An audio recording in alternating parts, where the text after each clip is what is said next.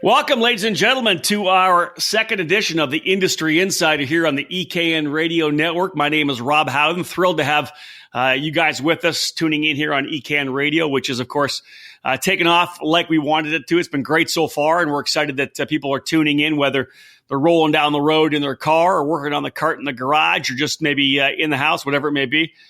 Thrilled that you guys are tuning in because we're excited about bringing new content for you. And, of course, the Industry Insider is going to be a very big part of what we do, getting a chance to talk to the major players in the sport. And I think if you're a racer, I don't care if you're a club racer, regional, national, it's always great to learn more about what's going on in the industry and really to get some of the input, the feedback, some of the behind-the-scenes knowledge that these ladies and gentlemen have in our sport. Very lucky to start things off with a gentleman who really kind of spans my entire, let's say, 25-year career. I first watched this guy race as a junior driver in Superkarts USA, a Pro Moto Tour race at Pat's Acres. I think it was 1999.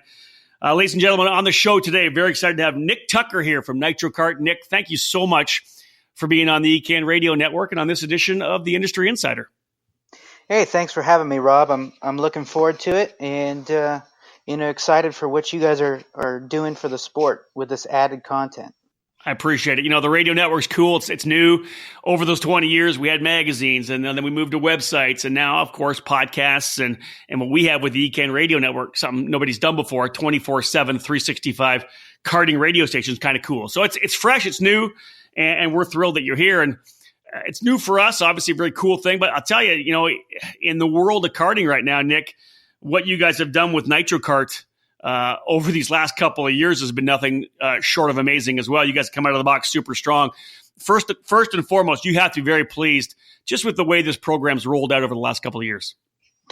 Yeah, I couldn't have asked for a better way or a more successful way for our program to start. We were very blessed, to get involved with some great families and great kids that, really are taking my coaching and our program and running with it. So, our success really has to go to what the kids and families have done and believing in me and the product that we've put out. And it's all come together to come to this. Yeah, we're going to talk a lot about Nitro Kart over this edition of the Industry Insider. For those who may not know who Nick Tucker is, I've had a chance to watch you race over the last number of years. Why don't you give us a little bit of a bio? Talk about your junior career, your karting career, where you raced, what you raced, and then let's talk a little bit too about, like so many people trying to go car racing, make that transition from karts to full time. Talk a bit about that first. Let's talk first off. What was your karting career like? I know it was Pacific Northwest. Give us a little insight of what Nick Tucker did when he went racing. Yeah, so I started racing flat track four-wheelers when I was 5 years old because, there wasn't kid karts then. And, the minimum age was 8. So when I turned 8, went go-karting. I'm out in the highway, raceway in Washington State, which I think it's one of the oldest kart tracks probably running today still. So I started racing when I was 8, and IKF was the big dog in the mid-'90s when I raced, and you had the regions, and the regions were well represented with lots of karts. So I had a good upbringing on the West Coast with that. It really was a pretty solid program up there as well. I know there was, the Southern California had its crew of guys and the New York State and Great Lakes, but because I covered it a little bit, there was some pretty amazing racing up at the Pacific Northwest in those days. Italian Motors, the CMCs. There were some big shops up there. That was some pretty hardcore racing up there those days. Yeah, absolutely. The region up there was as strong as anywhere. And there's a lot of professional drivers that have come through that program, and I think obviously the IKF has struggled in the last decade or two from what it once was. But during that time, it was the place to race. I was fortunate enough. I don't know how many people have done this, but I've won the IKF Grand National in every division: sprint, speedway, and road race in both 2-cycle and 4-cycle. So I think that's a pretty cool. I think that's really cool. I don't know how many people have done that. Maybe Haddock and someone else, but yeah, so as that progressed, the WKA came out with the Constructors Cup Series, which was kind of, I don't know, probably one of the forefathers of a national touring series. Most definitely. Yeah, most definitely. I agree. Yeah. So I was lucky enough. I got to race a little bit of that. Won in that division as well a couple of times.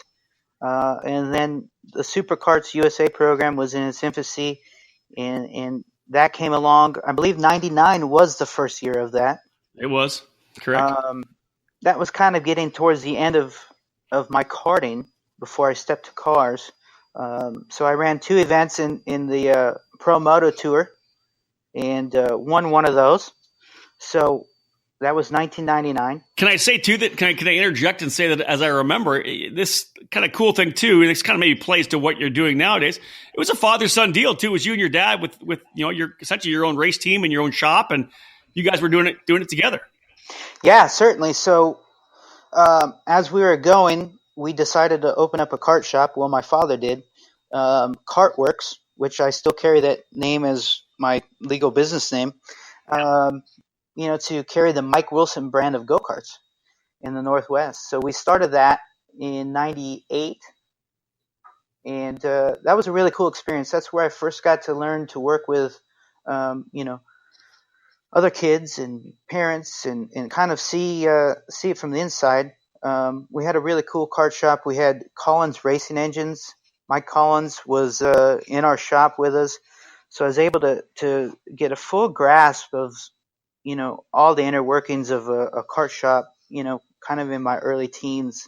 And, that knowledge today is pretty awesome to have. So having that little team and little effort that we had, it was cool to grow up in that atmosphere. Let's talk. Obviously, you did what so many karters have did. Obviously, maybe something that nobody's done. I'm sure that we'll find out from feedback from people whether or not anybody else has won in all 3 disciplines in both 2-cycle and 4-cycle. I got to think that's going to be tough to beat because I don't think a lot of those old school badasses really did any of the 4-cycle stuff. So we'll learn more about that. But hey, you had a great storied karting career. Talk about your transition. When you decided to make the move to cars, how did you guys do it? What was your approach? Yeah, so my family's background is stock car racing. We're have a deep history in it. My cousin he won the Daytona 500 in 1990 as a driver, Derek Cope. So my path wasn't open wheel like a lot of others in this sport is. So when I was 14, we bought a super late model, still living in Washington. And I went right Nice. from juniors to super late models. At that time, it was not necessarily a thing where you moved up as fast as you could. No, it was not. We had some issues to overcome once we bought the super late model. We figured, we're just going to be able to go race at these local tracks. Well, once we bought it and started practicing, we were getting ready to race, and hey, nobody wanted to race this kid. They didn't want to get beat by the kid, so we had an option to race at Wenatchee Super Oval, which is, I don't know, probably 5 or 6 hours away from where we were. But we'd have to purchase our own insurance policy at the time. So Wow. that really didn't make a lot of sense because the insurance policy was going to be extremely expensive. So we looked at our options of what are we going to do. We can do that and race over in Wenatchee or at the time, Hickory Motor Speedway wasn't NASCAR sanctioned in North Carolina, and they were willing to let me race under 16, which is standard now, right? It is. Yeah, correct. But back then, it wasn't. So as a family, we just decided to pack up. We sold our kart shop, sold our home. We moved to North Carolina. You're going racing. We're going racing, right? And big commitment from my family. But the great thing was that my mom's side of the family was over here already. So her Yeah. brother is a crew chief in the Cup Series, and her parents, my grandparents, were here. My grandpa did engine work for a lot of the major teams back here. So it was a fairly easy transition as far as that goes, but still a big commitment to move from Washington State all the way to the other coast. No doubt. So we got here, sold our business. We were going to go racing off of our business, what we sold. So we bought the car, and then the guy that bought our business decided to go bankrupt. So we didn't necessarily have the funds we thought we were going to have. Yeah, Yep. and it made it a little tough to get started, but we just prevailed as a family team. We didn't have the money to buy a trailer, so we built one in our driveway. We built the engine. We put the car together, and we went racing at Hickory Motor Speedway. And we were lucky enough with the skill set and the knowledge and what I was able to do to win. So that transition to when I was 18, getting the opportunity to race in the Craftsman Truck Series. That's a pretty big deal. Yeah, so I asked my cousin Derek Hope, what do I got to do to move up? What's the next thing? He said, get on the phone. Call some people, right? So he said, why don't you call James Hilton, who's one of the legends in NASCAR. Yeah, no doubt. I think he was like a 1966 NASCAR Cup Series Rookie of the Year or something. Team owner for many, many years. Yeah, so I called him up. I said, hey, I'd like to come drive your truck. He said, oh, who are you? And I told him who I was. So I drove from Charlotte to Inman, South Carolina, and met with James. He had this kind of just an old, outdated truck, an old, outdated motor. I said, hey, why don't you let me drive? I'm winning at Hickory. He said, sure, come on. So I was like, oh, okay, well, that was easy. So we went truck racing, and my first start was in 2008 at 2004 when I was 18 at Martinsville Speedway, and I finished 20th place. At the time, I was working for Ray Evernham in the engine shop. So there was a lot of Dodge trucks around, steel racing. So I went and asked my boss. I said, hey, boss, Yep.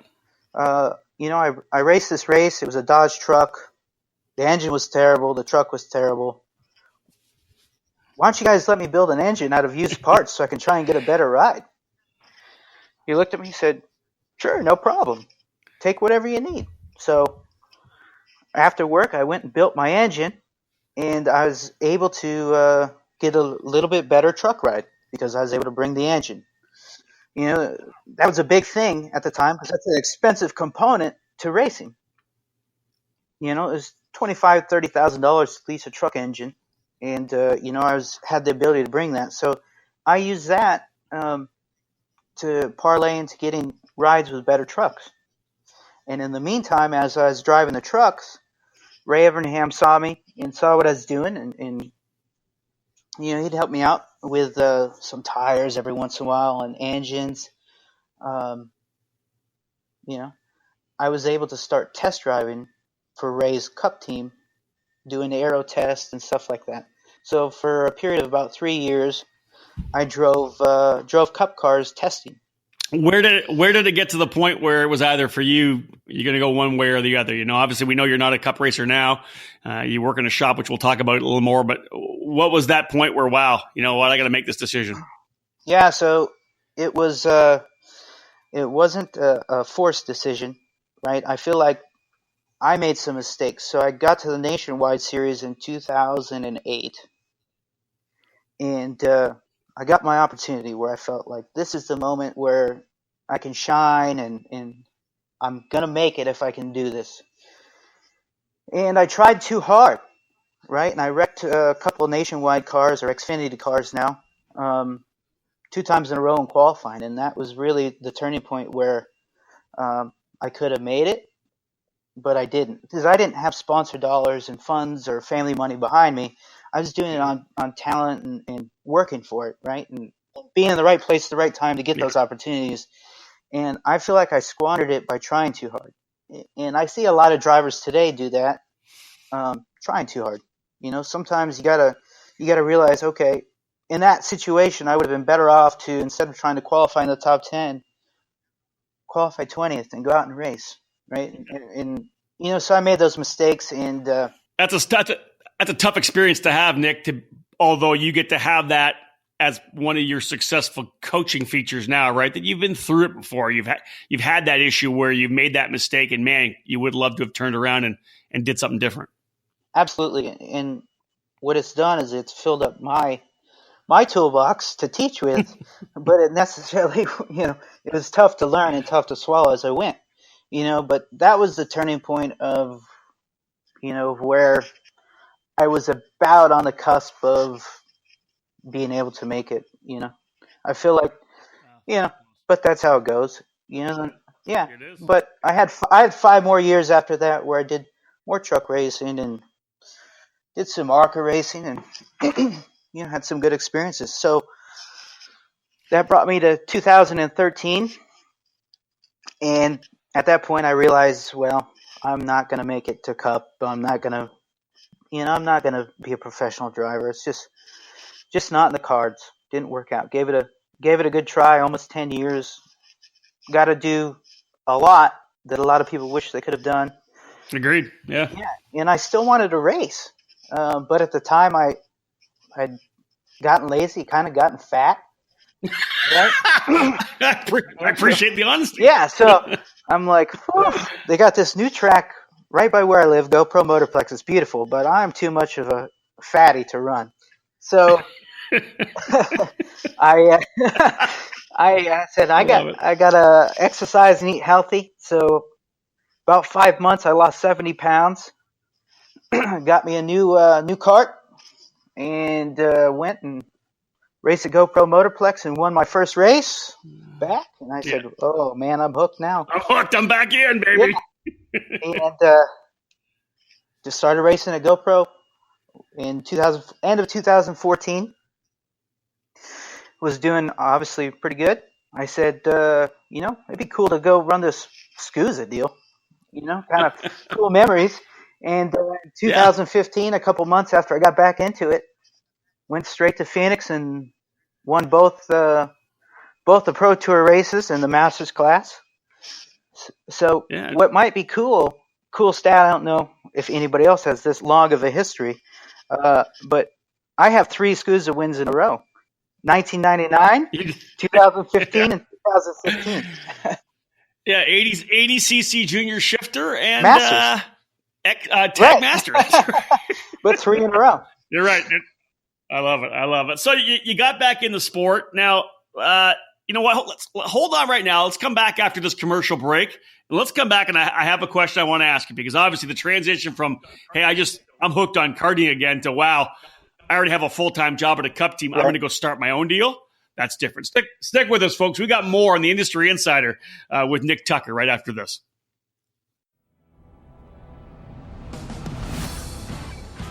From coast to coast, IAME has become the 2-cycle engine of choice for American karting. Starting with the air-cooled 60cc Swift engine and moving through to the incredible X30 power plant, IAME is providing much-needed stability for the sport. The Swift and X30 engines are the backbone of the SuperKart USA Pro Tour and Pro Kart Challenge Series, as well as the USPKS, the Route 66 Sprint Series, and the WKA Manufacturers Cup. We're thrilled to introduce the new IAME KA100 Rejet engine with a special introductory price of just $16.95 until the end of February. The new engine is getting rave reviews and will be part of the USPKS, Route 66, and WKA Man Cup programs in 2018. Watch for more regions of the country to get on board with this new formula. We have 2 distribution centers in the U.S. to serve you well. IAME East in Mooresville, North Carolina, and IAME West in Temecula, California. The momentum is continuing to build, so it's time to make an investment in stabilizing your engine program. For more information on IAME, head to the website for your region. IamiUSAEast.com or IamiUSAWest.com.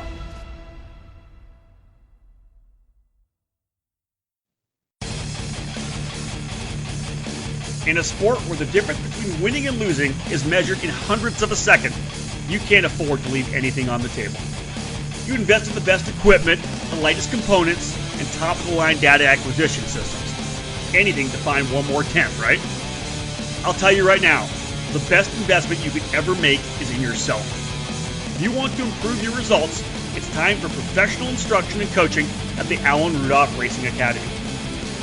Located at the new state-of-the-art Speed Sports Racing Park just north of Houston, the Alan Rudolph Racing Academy uses the very best equipment, Burrell Art Karts. They offer half-day, one-day, two-day, and three-day clinics. They have a one-on-one student-to-instructor ratio, and they will design a customized curriculum for each student. Alan Rudolph is one of the most respected people in the sport, and he has nearly 20 years' experience training drivers, including Chase Elliott, Neil Alberico, Austin Versteeg, and Saber Cook, and rising stars like Pietro Fittipaldi. Train with a champion with over 30 years of racing experience to get proven results. Start off your season with a driver tune-up. Tune up your season with some driver coaching. Or get ready for the big races by training with the best. Reserve your dates now by calling 866-607-RACE. That's 866-607-7223. For more information, visit speedsportsracingpark.com/racing-academy.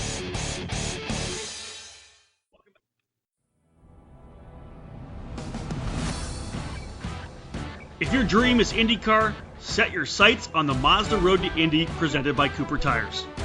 The first step of the ladder system is the Cooper Tires USF 2000 Championship powered by Mazda, which prepares young drivers for the calculated jump to the Pro Mazda Championship presented by Cooper Tires, where increased power, grip, and aero downforce fast-track your training. The final rung is the Indy Lights presented by Cooper Tires program. The last 4 Indy Lights champions will be racing in the Verizon IndyCar Series this year, so it's a proven formula. At all 3 levels, you will race at premier venues on the same weekends as IndyCar. Showcase your skills under the watchful eyes of IndyCar scouts and owners. Former karters fill the roster of Mazda Road to Indy graduates like Spencer Pigot, Gabby Chavez, Zach Veach, Ed Jones, and 2017 Indy Lights champion Kyle Kaiser. Recent karting graduates like Oliver Askew are in the middle of their journeys as well. Follow in their footsteps. Fulfill your dream. If you want to race IndyCar, there is only one choice. The Mazda Road to Indy, presented by Cooper Tires.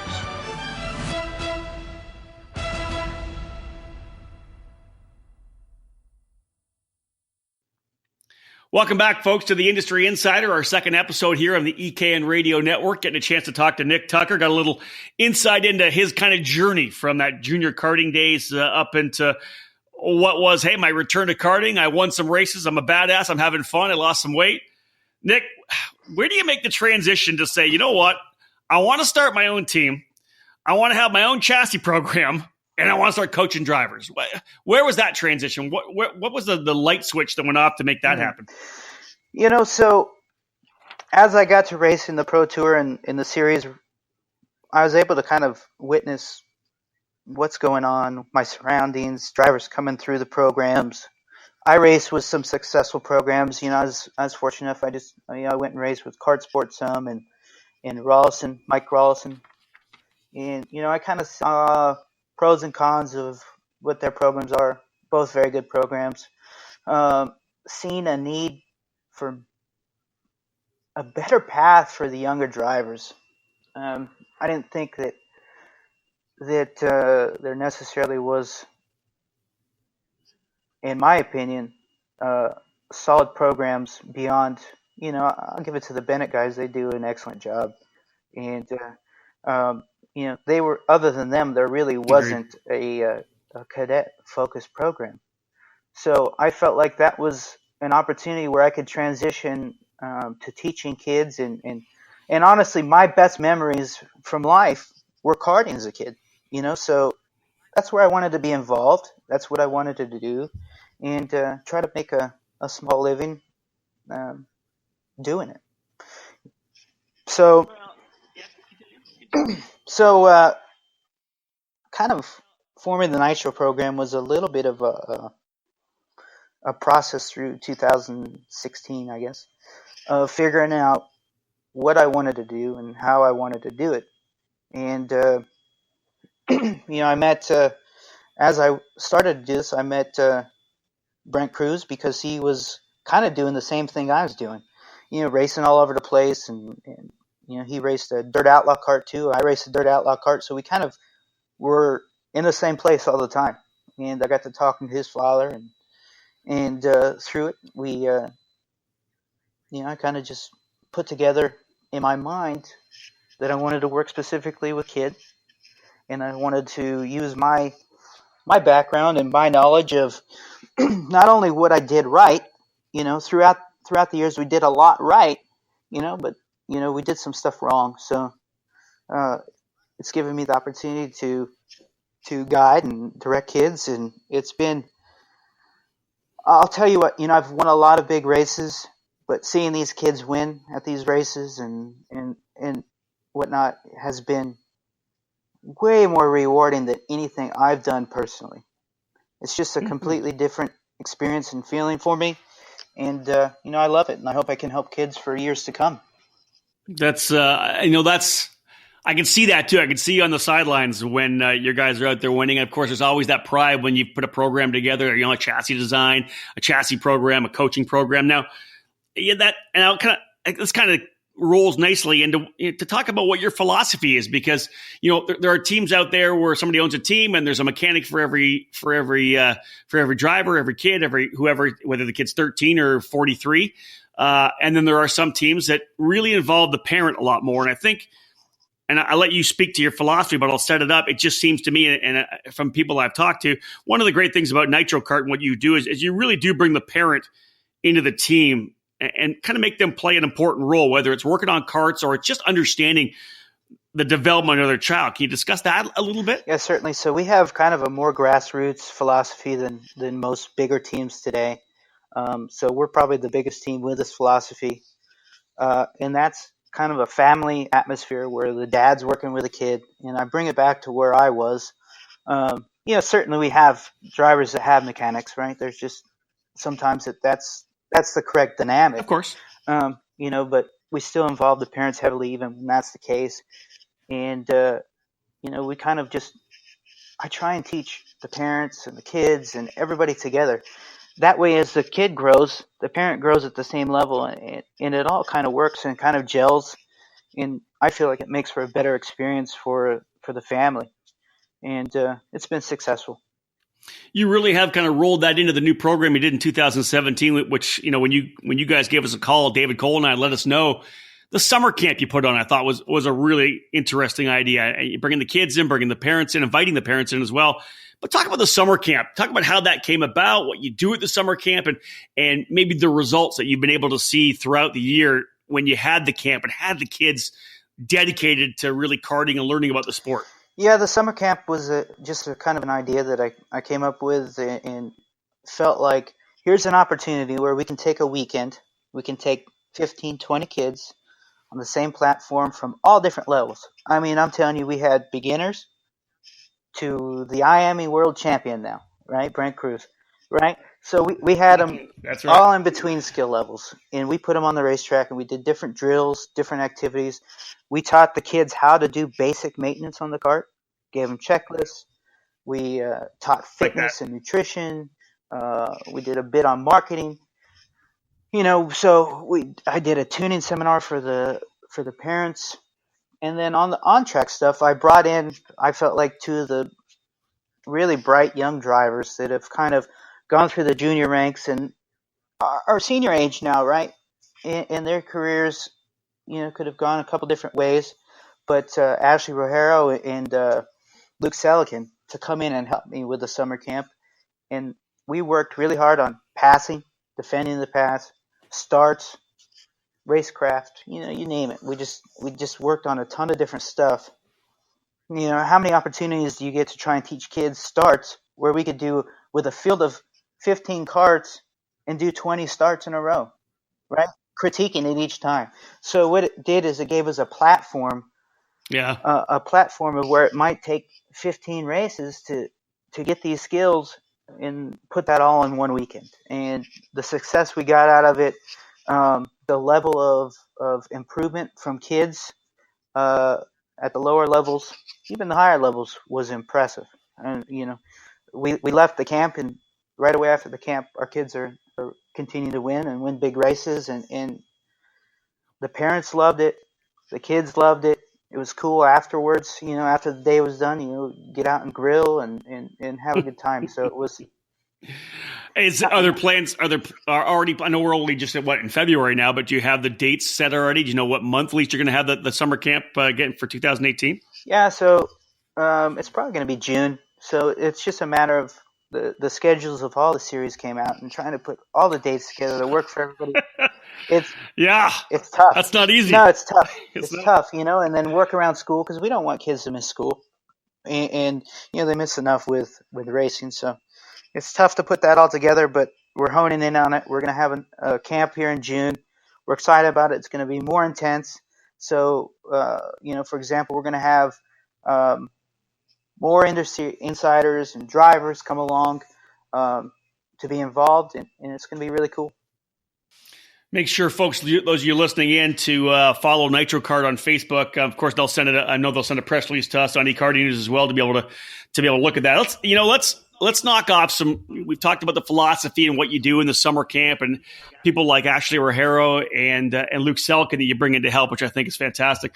Let's go straight on results, and I'll just list a couple things off because we talk about the philosophy and what you do with kids and everything, but the bottom line, Nick, is the success is there. 2017, I know that you're super proud of the kids, but in the end, the product, the equipment, the NitroKart chassis is obviously working. What you do with the kids.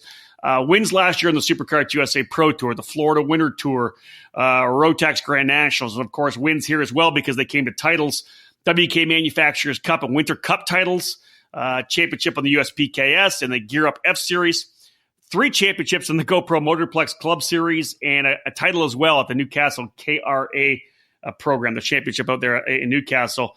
Man, and 2018 off to a good start already. 3 wins at the WK Kart Week in Daytona this past December, and you guys bagged a win as well at the SCUSA Winter Series opener in Homestead. You can talk all about what you want to do and how you're training drivers. If you don't win races, it's hard. It's hard to really get behind it. But man, everything you're doing, it's going in the right direction. You guys are winning races. There's got to be a lot of pride that you have for your drivers, the parents, and the staff you have as part of the program. Yeah, not bad for a first-year program, right? Not bad. No. Yeah, we're super proud of what our drivers and our parents and our coaches and myself have all come together to do, right? So, I mean, not only the wins, right, but you see, I got drivers this year, right, that in 2016, they were getting lapped, right? And then, come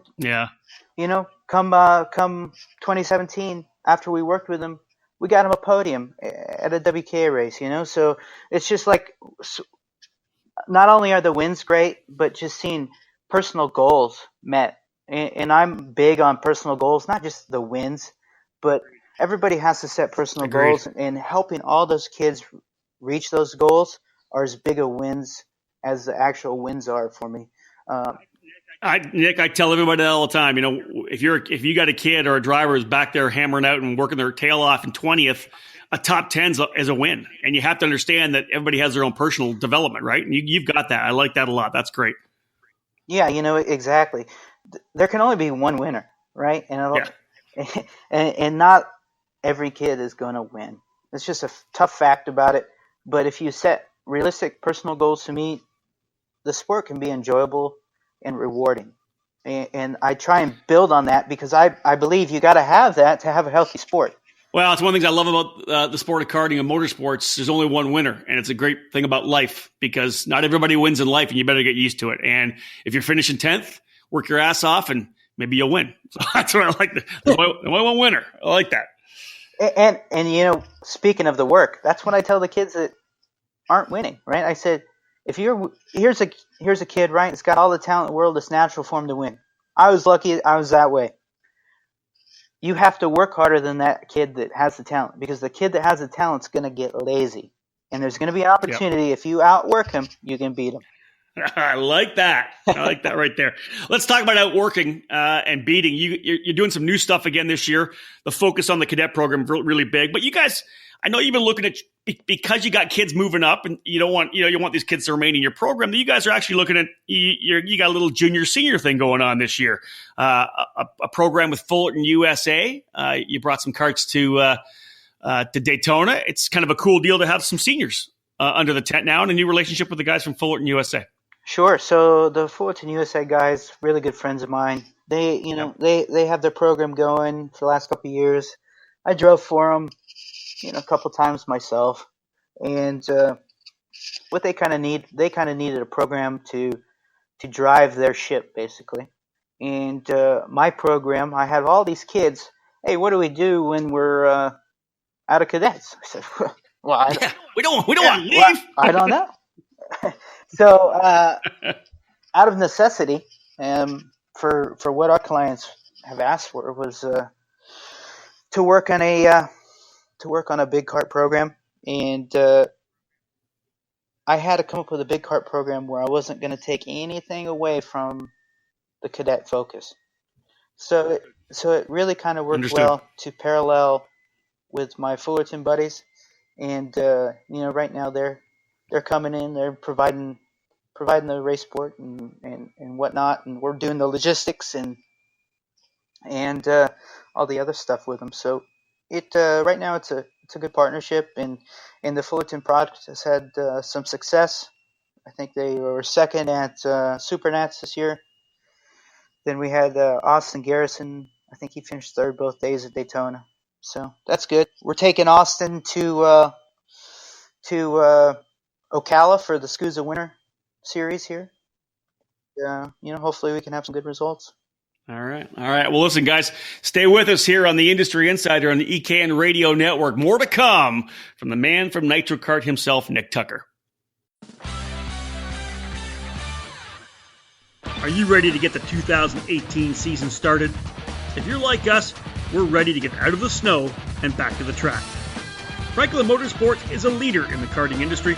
With over 50 years of combined karting experience, we can provide you with everything you need to go racing. With a large online product selection, select track support events, and a wide variety of shop services, Franklin Motorsports is your complete karting source. We specialize in IAME engines, tilt seats, and of course, our championship-winning Merlin chassis. If you're ready to take your racing to the next level, come join us at Team FMS. We've been supplying racers with start-to-finish support at race events for many years.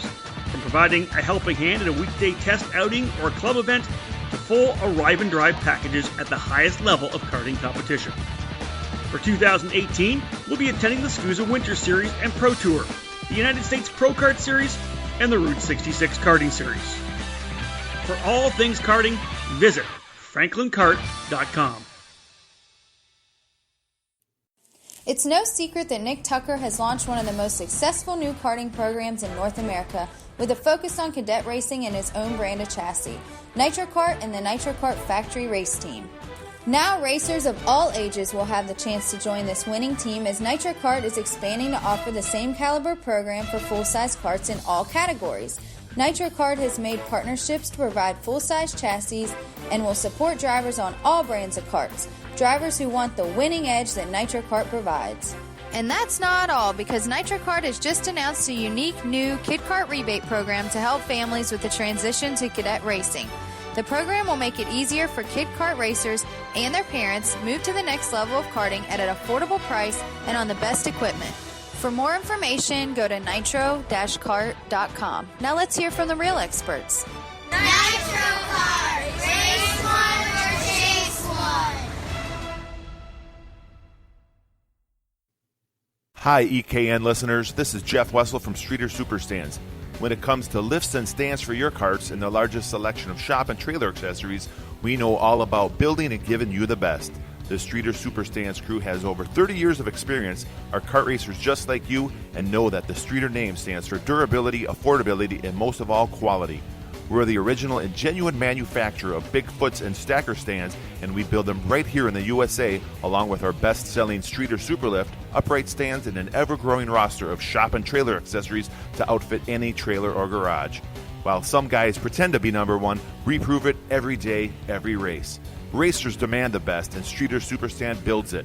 Check us out at StreeterSuperstands.com. When it comes to the best in lifts, stands, shop and trailer accessories, and all the cool necessities to make your race day easy and organized, it's all at StreeterSuperstands.com. We innovate, not imitate. Roll with the best right now at StreeterSuperstands.com. Welcome back to the Industry Insider, our second episode of this particular podcast on the EKN Radio Network. And again, thrilled to have people tuning in. Of course, as always, first time to be able to hear any of our podcasts is through the EKN Radio Network, the streaming 24/7 karting radio station we have on eKarting News. Though eventually the podcast go on to iTunes and Podbean as well. So subscribe on iTunes. Make sure you give us a thumbs up, give us a good rating on there. That way we can get more people listening in. With me again, Nick Tucker from Nitro Kart. Nick, let's turn the table a little bit. Let's go a little personal right now. You know, the racing's great. You got your program with the Cup team. You know, things are going good. Dude, you got a new addition to your family. You and Joanna. I've got a new son, Hudson. We got the next generation of Nitro Kart drivers coming out of your own family. And I hear his room's pretty decked out with racing decor. Yeah, he's a good little boy. He's 3 months old. You know, he's a joy, that's for sure. So I already got him a racing suit. Got a picture with him in it. It's pretty adorable. But looking forward to sharing some of the wonderful times with him as I had with my father, and very blessed. So again, let's move forward. I also heard a rumor that you might be getting back behind the wheel sometime this year. Yeah. What's that? What's that all about? Well. So once I started Nitro Kart, I started to kind of get fat again, and really wasn't, in any shape to race. So last month I've kind of gone on a diet, and we're getting closer to racing weight. Earlier today, I made a few laps, and not bad for knocking the rust off. I ran like a 50.54, then a 55 and a 56. So the consistency was still there after being out of the seat for, I don't know, year and a half or so. But, well, you do have that number one plate from 2016 that's still there. You know what I mean? So you've obviously got the skills. You just got to make sure you can make that weight. So my plan is to, if I lose 10 more pounds, I'm going to run NOLA. Oh, we're talking Winter Nationals. I like it. Yeah. Good. Yeah. Awesome. We gave these guys too big of a break last year. So wow. All right, I like 10 more pounds. I'm gonna go put the smackdown on them. You heard it here first, folks. No more cheesesteaks for a while for Tucker. He's going to the Winter Nationals. I like to hear that. Okay, so we're gonna cap this thing off right now, Nick, because you'd be the first guy that's gonna do this. I came up with a list of 5 questions we're calling the Fast 5. Now I'm gonna be asking everybody all year this. When I'm at the Verizon IndyCar Series races, I'm going to ask all the ex-karters there. It's really just talking about 5 questions, asking about your karting career. And I think it's going to be exciting. I think it's kind of cool. It's going to give people a little bit of an insight. So are you ready?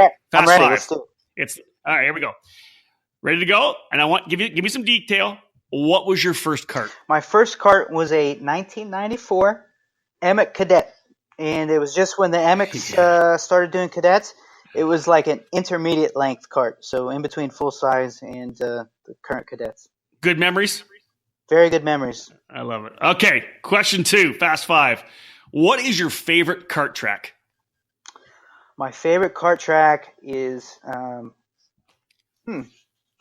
would say it would be Pangborn Raceway that's no longer around, Wenatchee, Washington. Yeah. Wow, really, that's your favorite one? That's my favorite one. Old school. Yeah.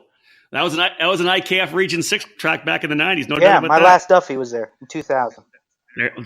Oh, you know what? That kind of plays into question number 3 of the Fast 5. What do you consider to be your biggest win in your karting career? Oh, there's so many tough ones.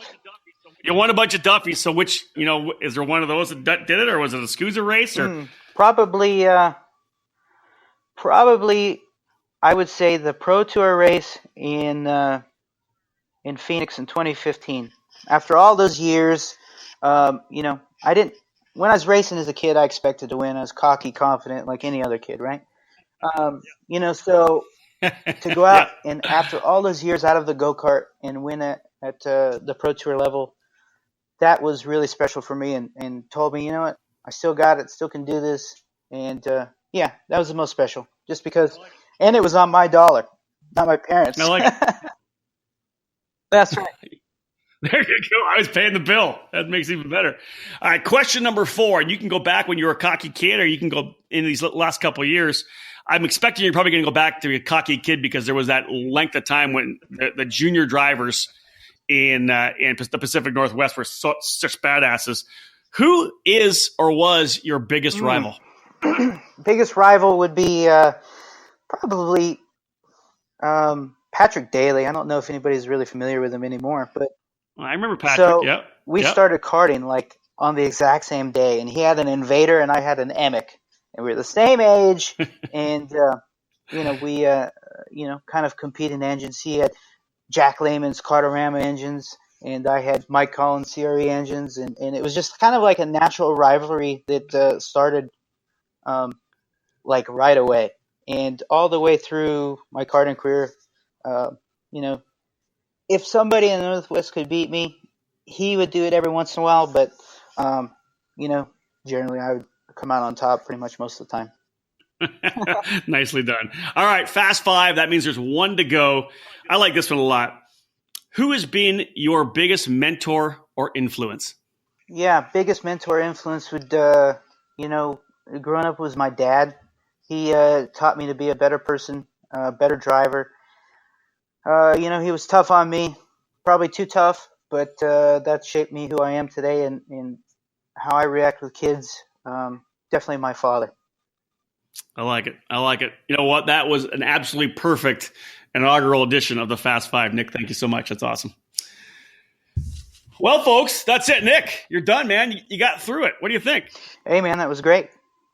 It's awesome. But, I think many people would sit back and look and say, wow, what a run through your career. And for me, as a guy that's been doing this for 25 years, and you're one of those guys that I watched race as a junior who has stayed with it and has now become a core member of the industry moving forward. And I personally believe that's one of the things that's going to make this sport. It's going to stabilize it, and there's going to be a lot of concepts and ideas to grow because we can always look back at what we did. You talked about the fact that you made mistakes, you and your father, when you guys were racing. And I honestly believe that you learn more from your failures, from your mistakes, than you do your successes. And I think that for you to be able to have 20-something years of experience, that you're able to draw on that when it comes to your team, your drivers, your customers, your family, and just the industry as a whole. Yeah, certainly, customers, they don't always realize or what you're trying to tell them or why you're trying to tell them that, but it's something that's invaluable and, that people rely on. Well, Nick, let me tell you, first off, on behalf of David Cole and everybody at EKN, congratulations on your success in 2017. We want to wish you the best in 2018. I know you guys are hard at it, out of the box already. You got some great drivers on the team. Congrats to you and Joanna with the birth of your son, Hudson. It's going to make for less sleep probably than you expected in 2018. Probably a little bit. Probably less for her than me. That's true. And we look forward to getting back behind the wheel, man. Congrats on everything, and thank you so much for joining us here on the Industry Insider. Hey, thanks for having me, Rob, and looking forward to a great year with everyone in the industry and our team, and looking forward to a lot of racing. It's a pretty solid little driver factory and first place trophy factory, ladies and gentlemen. Nitro Kart and Nick Tucker doing a great job with their drivers, and we're seeing them on top. And of course, we saw one last year win a world championship as well. You're going to see the Nitro Karts winning more races throughout this year. They're obviously a big part of the national level program, and Nick does a lot of work locally as well in North Carolina. We're thrilled to have him with us on this second edition of the Industry Insider. Again, thank you for tuning in to the EKN Radio Network, ladies and gentlemen. Lots more new content coming here on EKN Radio. Make sure you download the app when we get her done. Otherwise, just every once in a while, click on over to ekartingnews.com/radio. That can hook you up. If you want to learn more about NitroKart, it's nitro-kart.com. Everything on the website, fill you in on what's going on. And again, I'm sure Nick Tucker, just a phone call away. Thank you so much for joining us, folks, on this edition of the Industry Insider. Bye for now.